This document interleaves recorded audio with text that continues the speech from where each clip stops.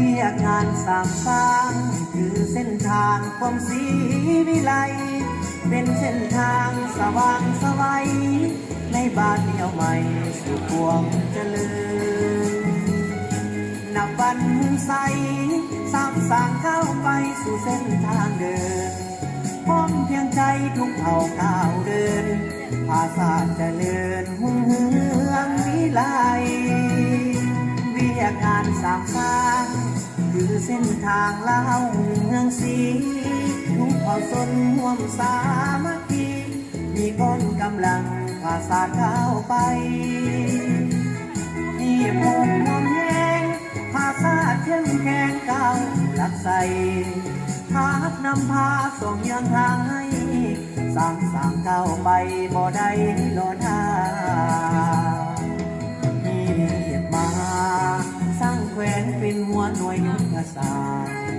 ทุ่มเททุกความสามารถเพื่อประเทศชาติเอาพร้อมกันสร้างเมืองเข้มแข็งพร้อมกันออกแข่งให้เดินก้าวหน้าสร้างบ้านเป็นหัวหน่วยพัฒนาภาษาให้มีเข้มแข็งจับมือกันเข้าทุกคนจงพร้อมเพียงใจจิตตนอย่าแห้งกายพร้อมกันก้าวไป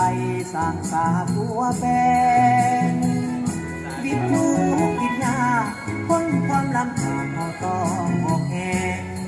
สามัคคีทนโฮมห่วงแหงสร้างเข้มแข็งจนชั่วนิรันดร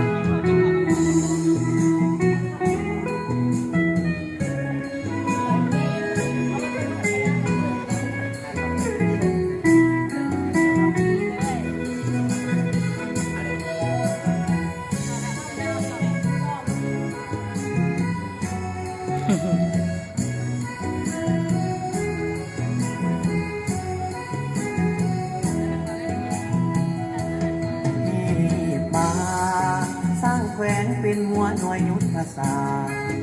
ทุ่มเททุกความสามารถเพื่อประเทศชาติเอาพร้อมกันสร้างเมืองเข้มแข็งพร้อมกันออกแข่งให้เดินก้าวหน้าสร้างบ้านเป็นหัวหน่วยพัฒนาภาษามีเข้มแข็งจับมือกันเข้า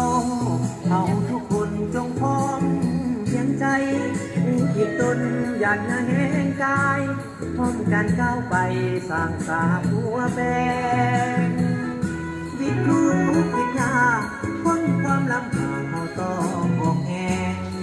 สามัคคีทนโฮมห่วงแหงสร้างเข้มแข็งจนชั่วนิรันดร